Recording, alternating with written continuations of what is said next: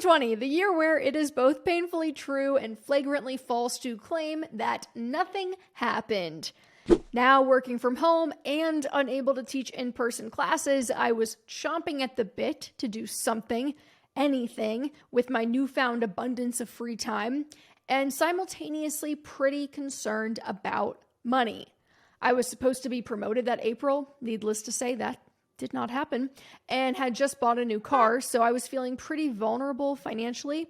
Money with Katie historians, all one of you, hi Henna, will know this is around the time moneywithkatie.com was born in April 2020. At that point, it was just a project, little hobby, didn't make any money, so it didn't take long for me to go scouring for extra work, most of which didn't amount to anything, until I found an hourly contract job doing the same thing I did for full-time work toward the end of summer that paid really well. So I cleared it with management, and my full-time employer began doing extra contract work on the side. And by June, the studio had reopened because Texas. So I was resuming earning money from teaching again regularly. The small business had also received a PPP loan, so I actually continued to receive paychecks in April and May despite not teaching. That was an enormous relief as I had come to rely on those side hustle checks. My schedule in 2020 was really all over the place. For the majority of the year, I was teaching 3 classes per week, blogging on Money with Katie for fun, working full-time from home, taking on freelance projects for friends, and then working hourly on the side. I got really good at time management because I had to be, and in retrospect, I'm not really sure how I did all of it. Okay, that's a lie. I know how I did it. I had no children, no social life, and I drank a lot of coffee. But 2020 was when things really started picking up for me, and I realized my income limitations were somewhat imaginary. Being freed from the daily commute and 40 hours per week in an office building, was given the privilege of seeing my time as endlessly monetizable, which is a blessing and a curse, my therapist says. So by the end of 2020, I had earned $64,121 from my full-time job, $13,489 from hourly contract work and freelancing, and $12,475 from teaching fitness, or a total of $90,085. Unfortunately, my tax forms also revealed that I ended up owing $4,920 in taxes, mostly because the hourly contract work didn't withhold anything and the fitness gig didn't withhold enough. So by this time, I was inching closer and closer to the 6-figure mark, and I was becoming really obsessed with generating extra income. I had nothing better to do, and it started to feel like a game.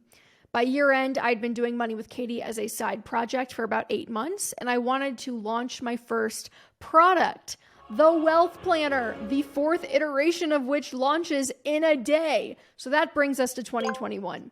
In 2021, I doubled down on everything, with the exception of teaching fitness, because I moved to another state, didn't find a comparable studio, so I kind of let that go.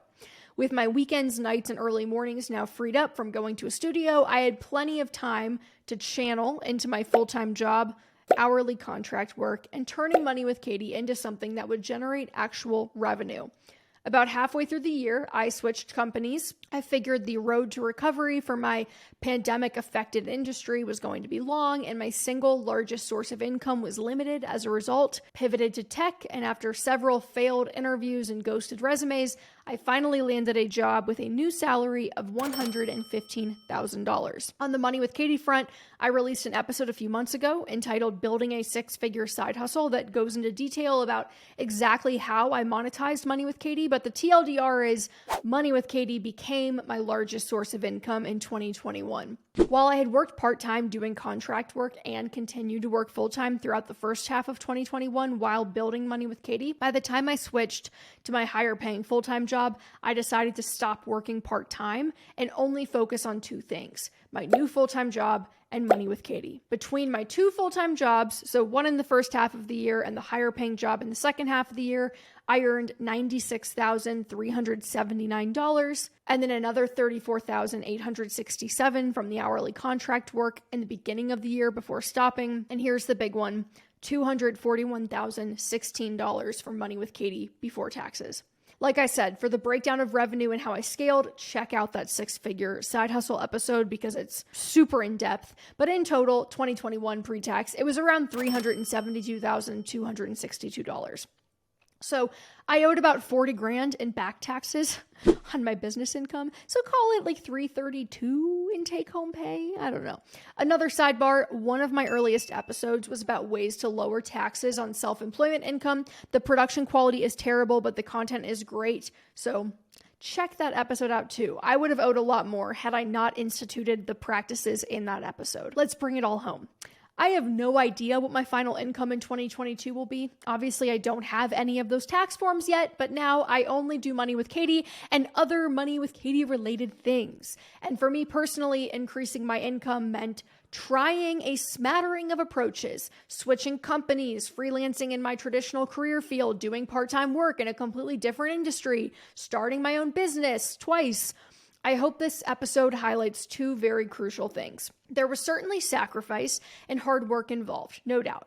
But there was also a fair bit of luck that I wrote about in this past Monday's blog post. We'll link it in the show notes. That's partially why it's challenging to say any one takeaway is broadly applicable or perfectly replicable. It was a lot of trial and error. Taken together, though, I think it paints the picture of diversifying effort, making the best decisions we can with the information available to us at the time. Only one of the things mentioned ended up being singularly high income generating with a lot of upside, but it's important to remember that no two paths are the same. It is probably reasonable to assume that had I stuck with a career in tech or really doubled down on building a personal brand around being a fitness instructor or something else entirely, that eventually any one of those things could have had the potential to pan out into a similarly successful venture.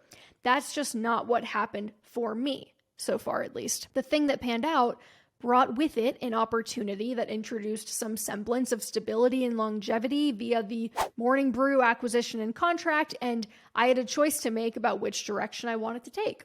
And of course, the story is not over yet. I have no idea whether or not I'll look back on this someday and feel like I made the right decision. I'm still figuring things out as I go, and for right now, it does feel like the best decision. But like I said, we can only make decisions with the information we have available to us at the time.